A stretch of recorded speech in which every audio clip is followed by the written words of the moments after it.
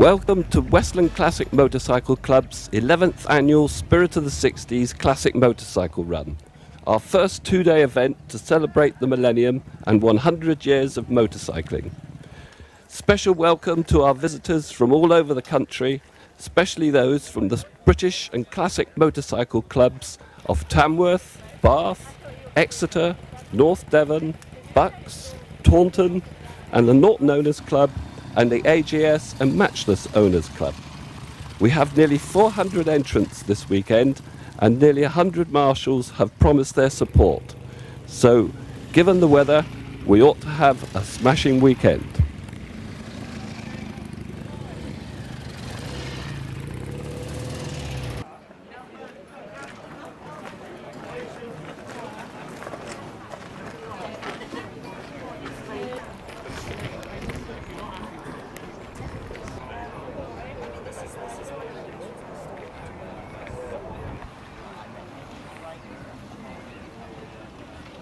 The run is in aid of the Dystonia Society. Dystonia is a neurological illness, and they support us every year by having a team to advertise what dystonia is and try and sell some more raffle tickets.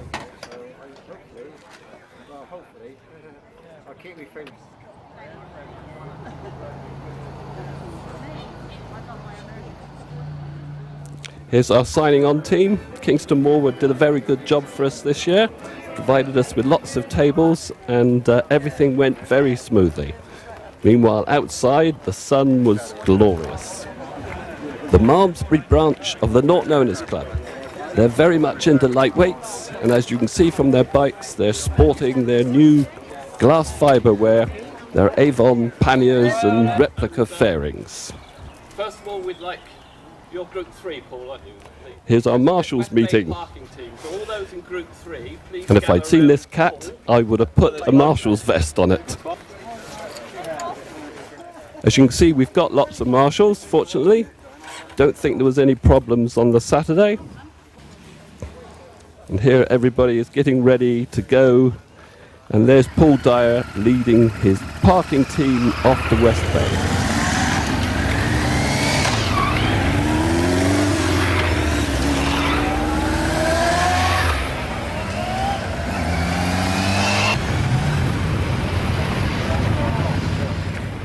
Here's Dave Peake, our Chief Marshal for the day. He had to step in at very short notice when Alex Arthur, our usual Chief Route Marshal, put his back out 2 days before the event.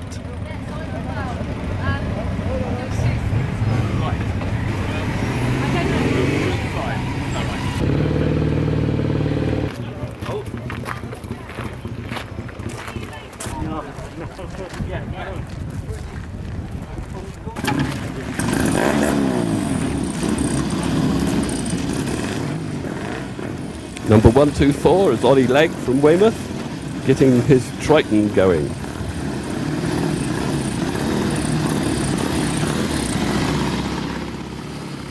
Comes another Triton. Oh no, it's a Norton Dummy Racer. 88 is Ray Wales on his prize-winning bike from Ringwood.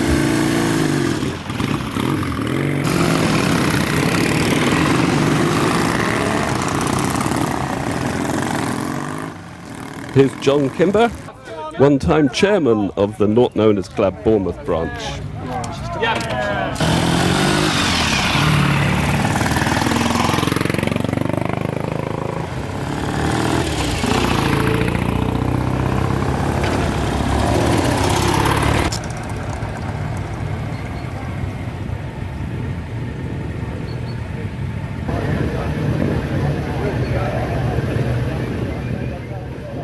Comes the Malmesbury Mafia once again.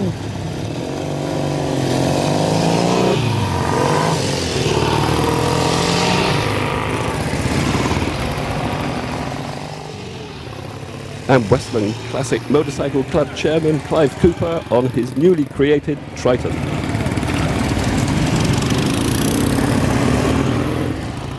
So regulars here, I recognise this Arial. It appeared in the Classic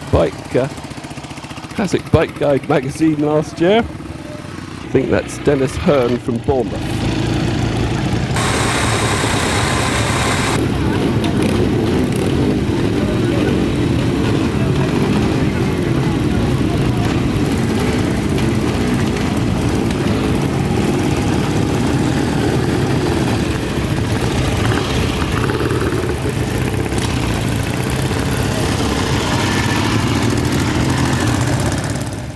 Here's Paul White on his Panther.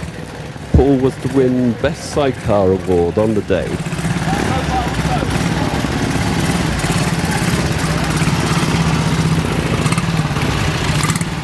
And there's my old Norton Commando.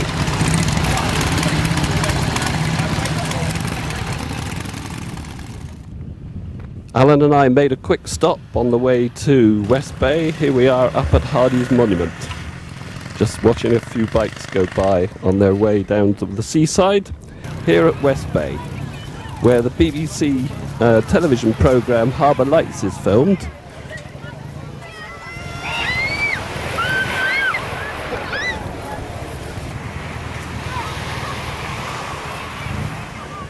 We seem to have been blessed with beautiful sunshine, as you can see by the beautiful blue sea.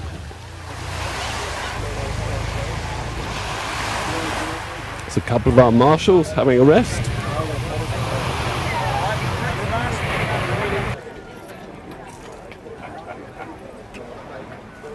Are you okay, buddy? Oh, hat on.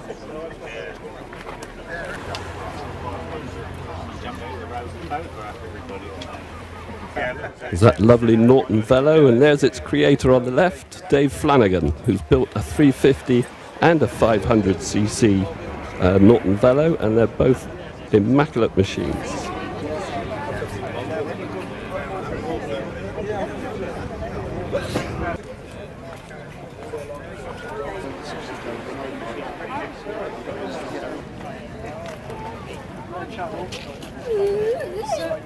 We have to have a few scooters along. It rather adds some atmosphere to the spirit of the 60s run. Although times were a little different in the 60s, weren't they? Good vessel, oh yeah. And here's another regular. This Arial sidecar trials outfit has been a regular on our run for many years. Here we are at the corner at Portisham.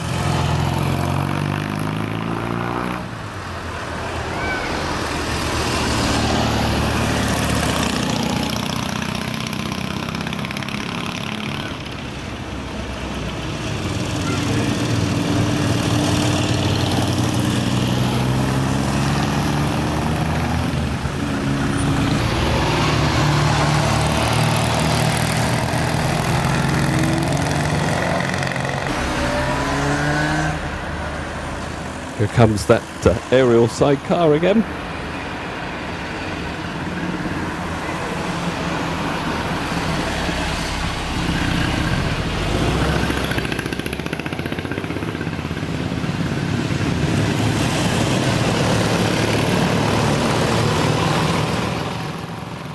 And this is Mike and Doreen Townsend from Southampton. I think they've been on every one of our runs, and in fact won the best sidecar prize with their BSA outfit back in 1990, the very first run. Here's Dave West, also in his sidecar outfit with a new Kawasaki powered unit.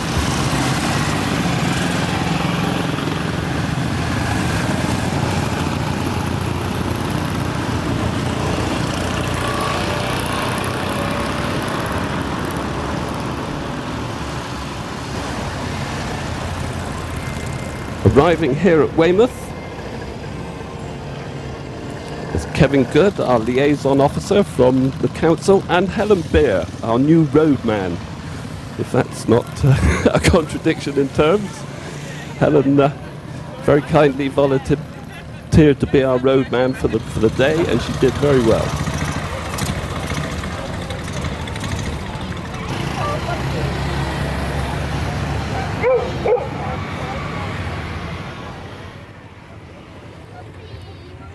Bikes lined up here in front of the Channel Isle ferry.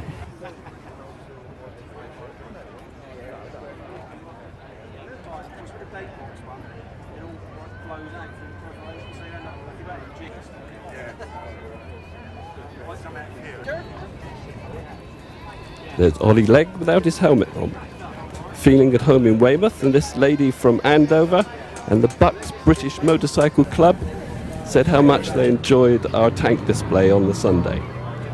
There's Ray Wales' machine again, also one of our prize winners. It works all right. I think I might put it together and send a little less around.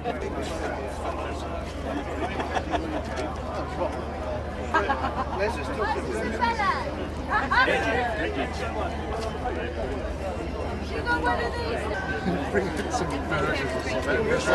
We'll see you later.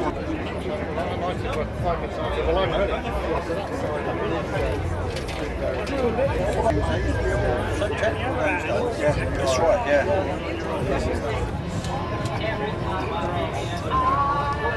Colin Veal discussed the development program for his motorcycle, no doubt. We have this weather in Weymouth. Yeah.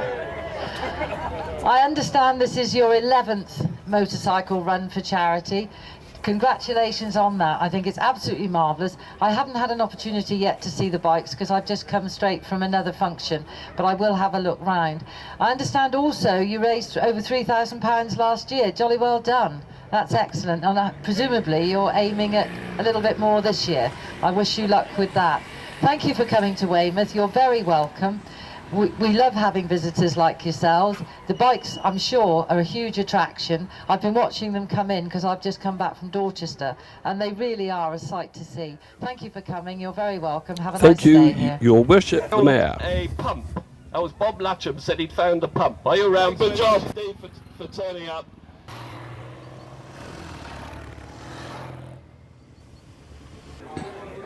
Inside the Pavilion Cafe, lots of our members take a quick break, and looking out of the window, the view is stunning, especially in that sunshine.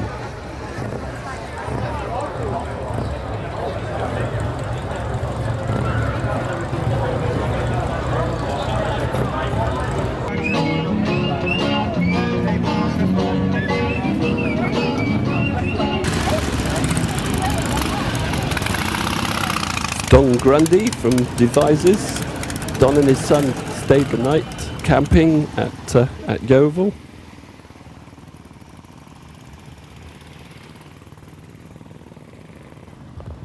And Andrew Killick from the AGS and Matchless Owners Club,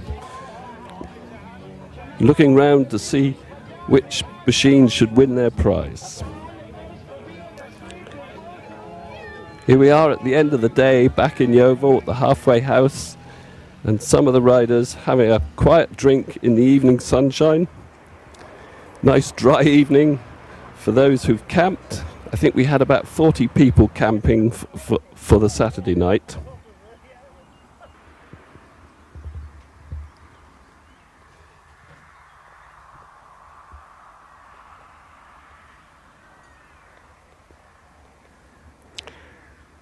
And on the Sunday, we reconvened the run at the Haynes Motor Museum at Sparkford, where Mike Penn seems to be building up his own private army.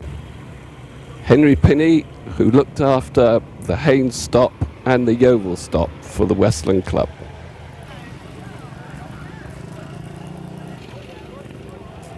Signing on team getting ready.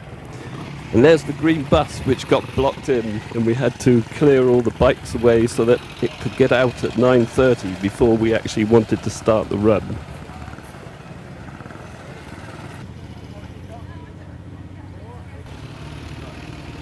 Dave Jesney, our Chief Marshal for Sunday. He was still speaking to me here. He thought I knew what I was doing. And Tony Hayward, our club secretary, getting ready to deal with all the marshals.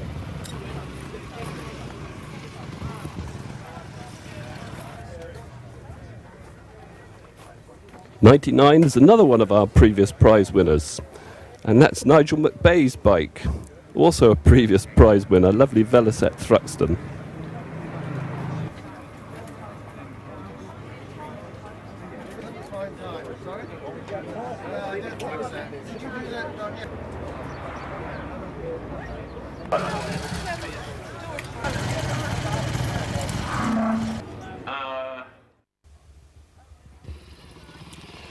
A lot of our happy marshals. It's amazing how much the marshals seem to enjoy the day. Thank you all very much for all you do for us.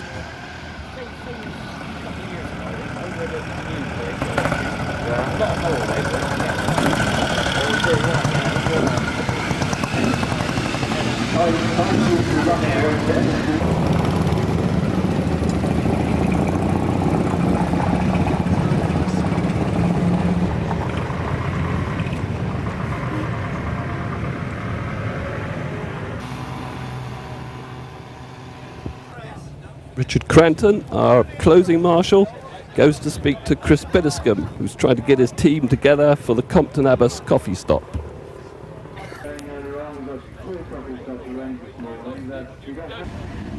A marshal with his mascot. I think that's Pete Ayres from Yeovil.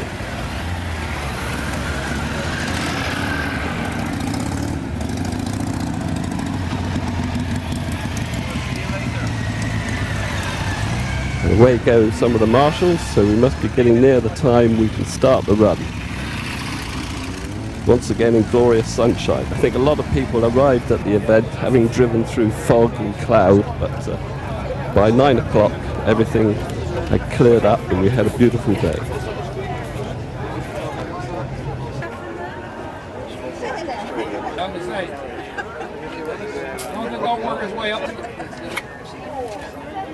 Phil Warren with his Norton, which was to seize up very soon afterwards on the 303.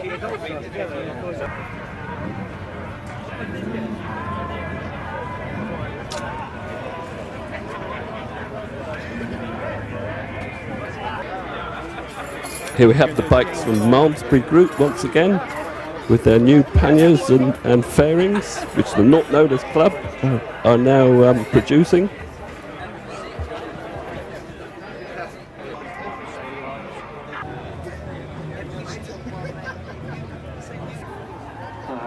I love these Sean bags, don't you?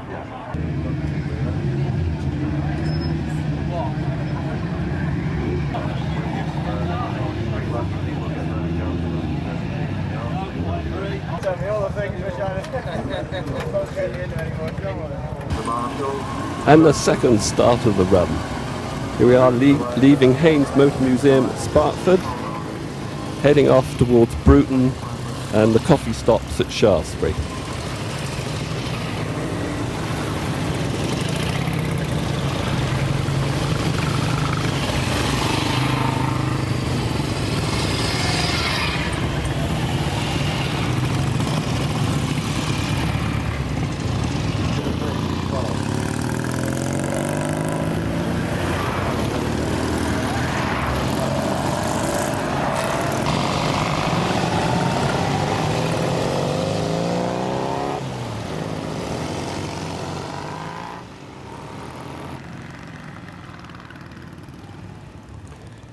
And here we are in Shaftesbury, where my plans started to go wrong.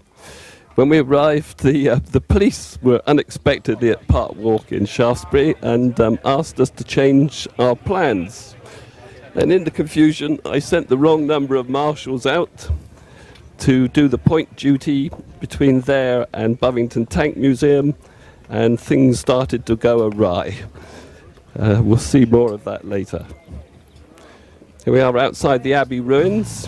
Believe it or not, these were built by King Alfred in, I think, the 8th century for his sister. Probably just before he burnt the cakes. And the other coffee stop was at Compton Abbas Airfield, where we were treated to, I believe, an air display by some aircraft, as well as a coffee stop. And here's John Cluley from Bristol in our one and only bubble car. And Helen Beer once again doing her duty on the road.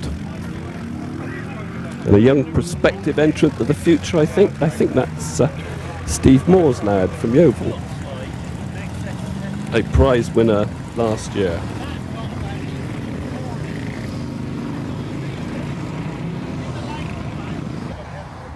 And here's where things started to go wrong.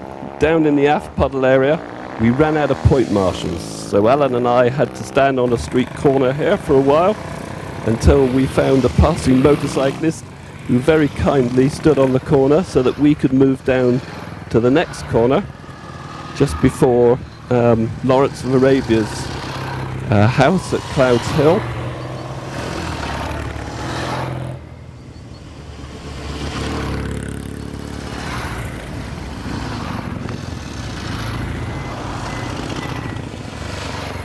Just to prove that I do something on the day, I'm actually marshalling on this corner until we found some more marshals to take over from us, and we could go on to get some lunch here at Bovington Tank Museum.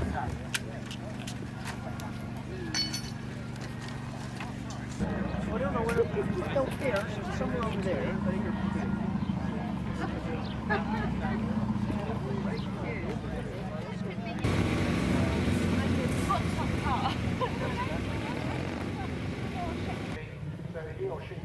Since it was our Millennium event, we wanted to put on something special, and Bovington Tank Museum very kindly arranged this special tank display for us. I think this show is one that they do regularly during the summer, but they put it on specially for us. It has two radio masts or antennae, and they are designed to be lightly armoured.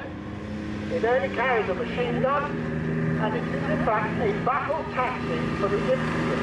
It's designed to carry 10 instruments to the point of battle.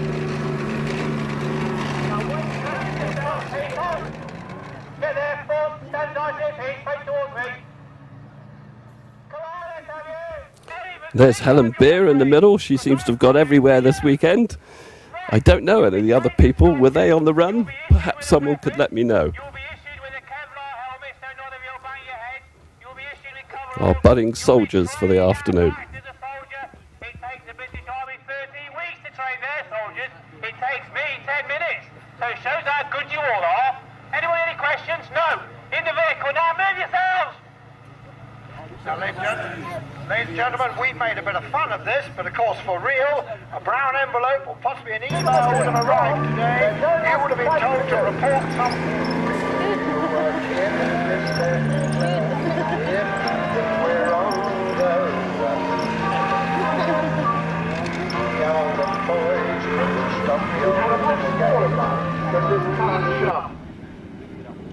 But at least it was reliable. It had a reasonable amount of armour on it compared to British tanks at the time. It was of a welded or of a I've forgotten the word. I forgot. It'll come in a minute. But it's welding construction, molding construction as well. Whereas most British tanks, when you go into the museum, you can see we're still using shipbuilding techniques of rivet. Now this particular brother. Here's Colonel Woodward, who's curator of the Bovington Tank Museum, and he gave the commentary for the tank display.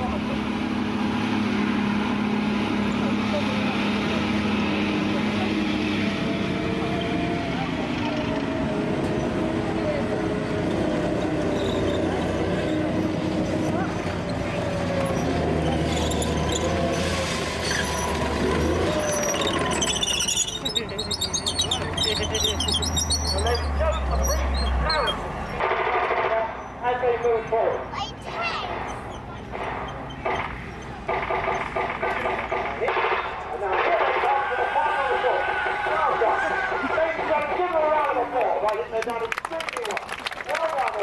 Pleasure talking to you on this lovely day. I hope the Michaels have a lovely...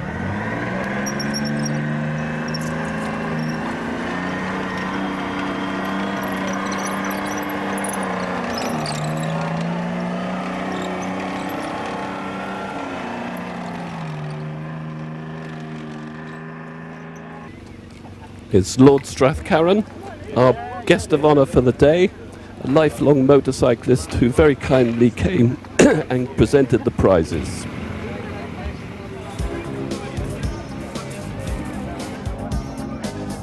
The end of our first two-day event. Here we are back at Haynes Motor Museum at Sparkford near Yeovil, and that's the bike that won the Best Standard Award. And that's been won by Ian Matthews from Henstridge.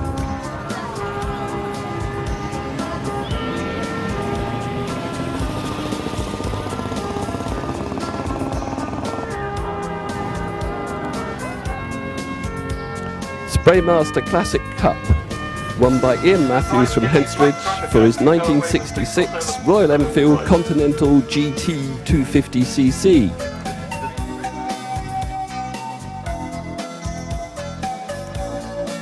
And here's Hugh Dixon from Wimborne, who won the Dystonia Society Cup for the best special for his 1965 Triumph Bonneville 650cc special. And the Doug Hannam Dystonia Society Cup for the best three-wheeler, Paul White from Henstridge with his 1956 Panther 100 and sidecar. Norton Owners Club Award went to Bill Humphreys from Lymington for his 1961 Norton Dominator 88. And the AJS and Matchless Owners Club Award to Frank Lange from Yeovil with a 1957 Matchless G3 LS 350cc. The Marshals Award went to our route marshals who had to step in on the day, Dave Jesley and Dave Peake. And here's the big one, Spirit of the 60s Award to Richard and Sue Topley, who's our backup crew, who were working up till 7 o'clock last year picking everybody up. The Society felt it was appropriate to have a special Millennium Award. David is very good at giving awards to other people for love art. The Dystonia Society very surprisingly decided to honour me with an award for our 11th Spirit of the 60s. They provided me with a Millennium Award. Thank you very much.